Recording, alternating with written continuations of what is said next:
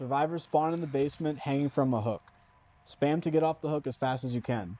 Leatherface also spawns in basement, so if he's in the match, we want to get out of the basement as fast as possible, or we are going to have a very bad time.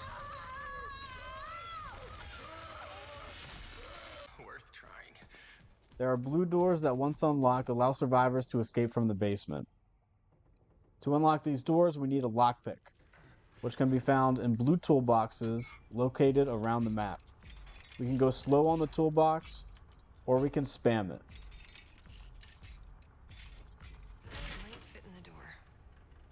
If we spam it too much, Grandpa will wake up and family will be able to come down into the basement. There are small piles of bones around the maps. Digging through one yields a bone shard. These bone shards can be used for grappling with family members,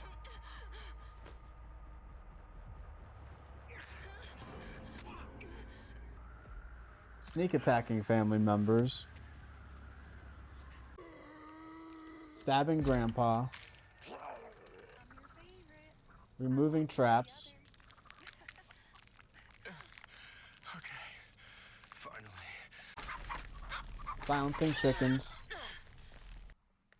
and removing bone chimes. Survivors have 2 item slots for holding lockpicks, bone shards, and other items. Now that we have a lockpick, we can unlock a blue door.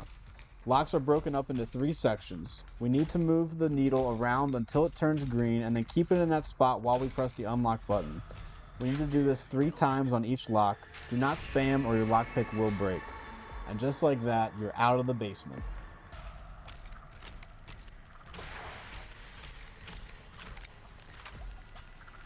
There we go. On most maps, there are 4 different ways to escape: fuse box, valve, generator, and battery. For fuse box, you need a lockpick and a fuse. Fuses can be found throughout the map but never in the basement. I'll go into depth on item spawns in another video. Once you have what you need and find a fuse box, open it and put the fuse in. Now we need to do the math. Match the colors while adding the numbers to equal the number below the slots. Almost there. Once you open it, look for a yellow door to light up in basement and sprint there as fast as you can. Might be safe now. Slow down. I need to stay quiet. It seems I've lost them. In order to do the valve, we need to grab a valve handle. Like fuses, they can be found throughout the map. Once we have a valve handle, we can put it on the valve tank and turn it on. The needle on the gauge needs to get to the end of the green part in order for the valve gate to open. It takes 60 seconds to open, and family can turn it off while it's going up, so I recommend having a bone shard to fight family members. I might be able to make If a family member turns it off, the needle on the gauge will go back to red. Once it opens fully by hitting the green, look for a yellow gate to light up on the map and run through it. To escape through the use of the generator, survivors generally need to turn off the generator and use a lockpick to pick one final gate before they can escape. But be warned, turning off the generator will give family a notification. This is why it is recommended to pick the final gate before you turn off the generator. The speed at which you turn off the generator is also determined by a survivor's strength stat.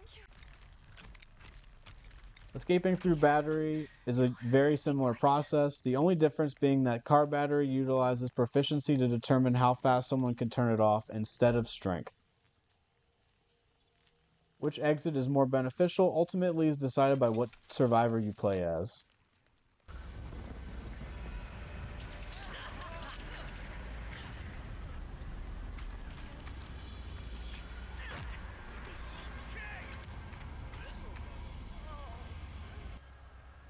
If you find yourself in chase with family members, there are cracks, Leatherface tiles, crawl spaces, and wells that you can use to break chase.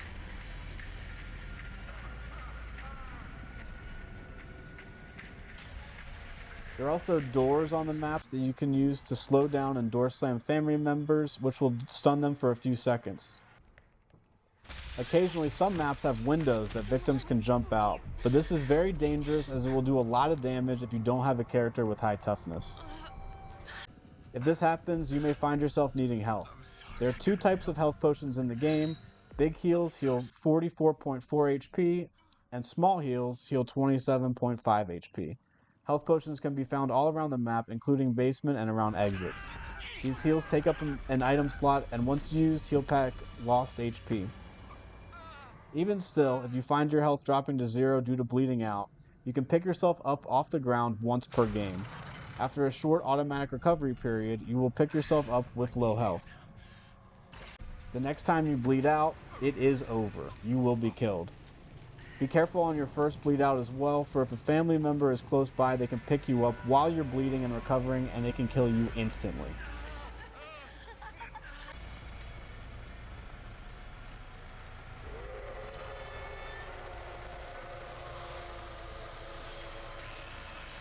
When Grandpa screams, you will be lit up if you are moving, so make sure that you stay still.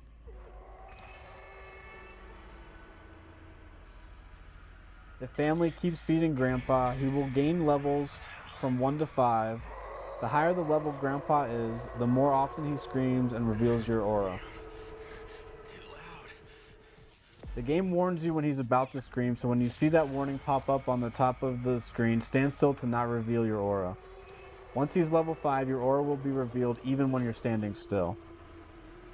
Once Grandpa gets to level 5, it's nearly impossible to escape, so stab him as soon as you see family starting to level him up. Beware of traps when trying to stab Grandpa, specifically Bones, Blood Bombs, and Hitchhiker's traps. Blood Bombs will not detect you if you're crouching, and Hitchhiker traps can be taken out with a Bone Shard.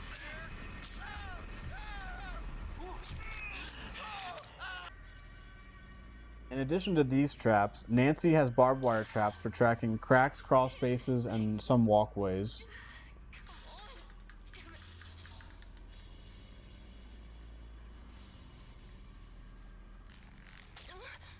Hans has electric traps he can put on gates,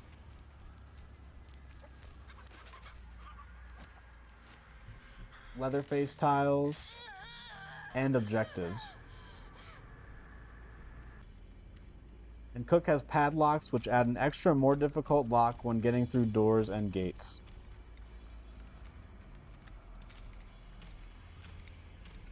Hitch traps, Nancy traps, and Hans traps can all be removed with a Bone Shard, but Bones Blood Bombs cannot. In addition to being lit up by Grandpa's scream, survivors can also have their aura revealed when spamming items, walking past chickens,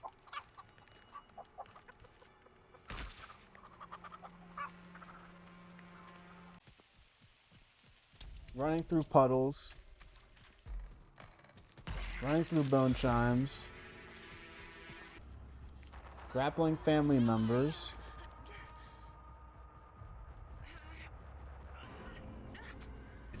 and when walking too close to Grandpa.